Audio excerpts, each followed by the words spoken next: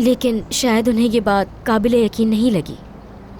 अगर मैं ये कह देती कि अली भी साथ आया था तो शायद वो मान लेते। तुमने ये क्यों नहीं बताया उन्हें?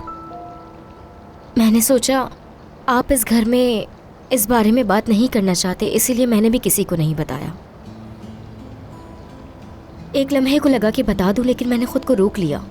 तुमने ठीक सोचा नसरीन, मैं वाकई नहीं चाहता था कोई जाने इस बारे में।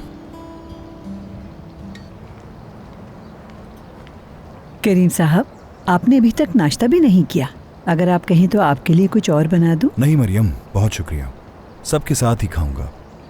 ठीक है। क्या मेरी अम्मी आ गई?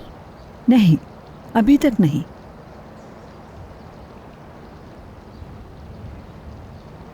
अब आहिस्ता आहिस्ता सब घर आना शुरू हो गए हैं। मैं सफाई अब कल ही कर लूंगी। ठीक है।